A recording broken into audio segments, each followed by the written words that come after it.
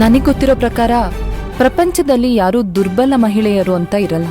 ಆದ್ರೆ ಸಮಯ ಮತ್ತೆ ಪರಿಸ್ಥಿತಿ ಅವ್ರನ್ನ ಕಟ್ಟ ಹಾಕ್ಬಿಟ್ಟಿರತ್ತೆ ಅಷ್ಟೆ. ಎಷ್ಟು ಚೆನ್ನಾಗಿ ಹೇಳಿದ್ರಿ ಮೇಡಮ್.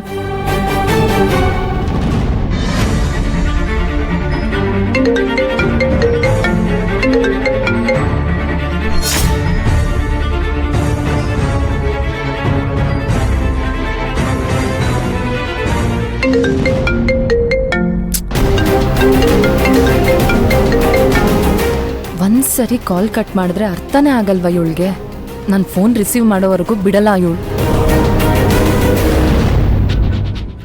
Excuse me. ಅಕ್ಕ, ಮಗು. ಸಿಂಧು, ಕಾಲ್ ಕಟ್ ಮಾಡಿದ್ರೆ ಅದ್ರ ಅರ್ಥ ನಾನು ಬ್ಯುಸಿ ಇದ್ದೀನಿ ಅಂತ ಅಲ್ಲ ಅಕ್ಕ, ಮಗು.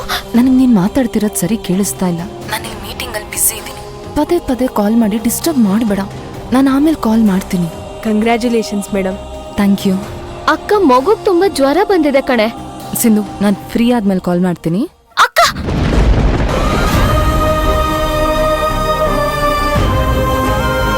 ಡಾಕ್ಟರ್ ಅವಳು ಬ್ಯುಸಿ ಇದ್ದಾಳೆ. ಲಕ್ಷ್ಮಿ ಅಕ್ಕ, ಬೀರುಲಿ ಮಗುದ್ ಫೈಲ್ ಇರುತ್ತೆ, ಅದನ್ನ ತಂದ್ಕೊಡಿ. ಸರಿ ಅಮ್ಮವ್ರೆ. ಅಳ್ಬಾರ್ದು ಕನ್ನ. ಅಳ್ಬಾರ್ದು.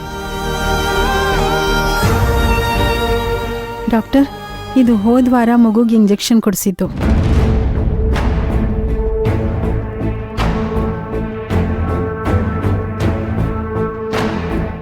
ಮಗುವಿನ ಇಮ್ಯುನಿಟಿ ತುಂಬಾ ಕಡಿಮೆ ಇದೆ. ಇನ್ಮೇಲೆ ತಾಯಿ ಹಾಲೆ ಮಗು ಕೊಡೋದು ಒಳ್ಳೇದು. ಹಾಗೆ ನಾನು ಡ್ರಾಪ್ಸ್ ಕೊಡ್ತೀನಿ. 4 ಗಂಟೆ ಒಳಗೆ ಜ್ವರ ಕಡಿಮೆ ಆಗ್ಲೇಬೇಕು. ಒಂದ್ ವೇಳೆ ಜ್ವರ ಕಡಿಮೆ ಆಗಿಲ್ಲ ಅಂದ್ರೆ ಸೀದಾ ನೀವು ನರ್ಸಿಂಗ್ ಹೋಮ್ಗೆ ಅಡ್ಮಿಟ್ ಮಾಡ್ಬೇಕಾಗತ್ತೆ.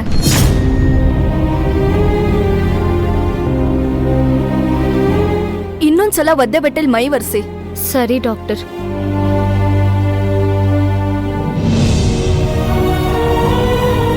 ನಾನಿನ್ ಬರ್ತೀನಿ. Thank you. ಅಮ್ಮವ್ರೆ, ನಾನು ಸ್ವಲ್ಪ ಬೆಚ್ಚಗಿರೋ ನೀರು ತಗೊಂಡು ಬರ್ತೀನಿ.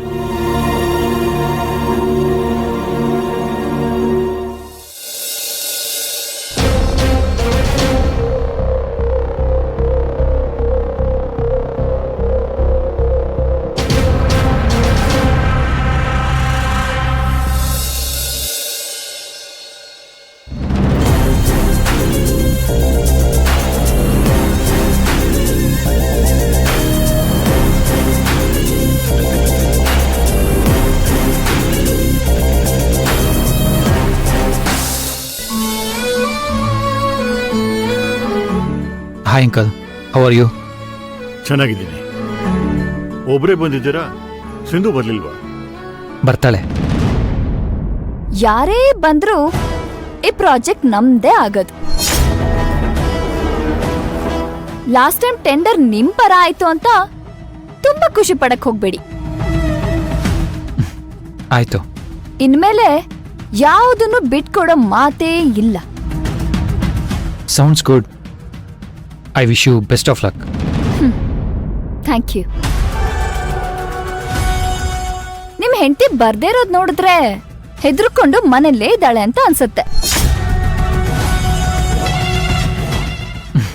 ಜಾನು, ನನಗಿಂತ ಸಿಂಧು ಏನು ಅನ್ನೋದು ನಿಮಗೆ ತುಂಬ ಚೆನ್ನಾಗಿ ಗೊತ್ತಿದೆ. ಅವ್ರಿಗಿರೋದು ಧೈರ್ಯನಾ ಭಯನಾ ಅಂತ ನಿಮ್ಗೆ ಚೆನ್ನಾಗಿ ಗೊತ್ತಿರಬೇಕಲ್ವಾ?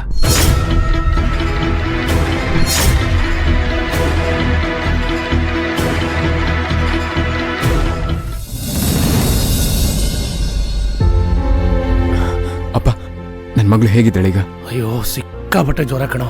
ಡಾಕ್ಟ್ರು ಬಂದು ಟ್ರೀಟ್ಮೆಂಟ್ ಕೊಟ್ಟು ಮೆಡಿಸಿನ್ ಎಲ್ಲ ಕೊಟ್ರು ಜ್ವರ ಕಡಿಮೆ ಆಗ್ತಿಲ್ಲ. ಪಾಪು ಎಲ್ಲಿದ್ದಾಳೆ ಈಗ? ರೂಮ್ನಲ್ಲಿದ್ದಾಳೆ. ಸಿಂಧು ನೋಡ್ಕೋತಾ ಇದ್ದಾಳೆ.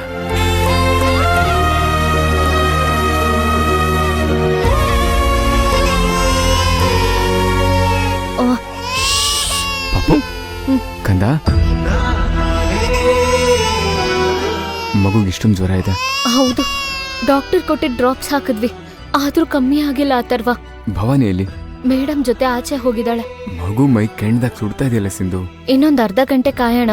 ಈಗಷ್ಟೇ ಔಷಧಿ ಕೊಟ್ಟಿದ್ದೀನಿ, ಜ್ವರ ಇಳಿಬೋದು.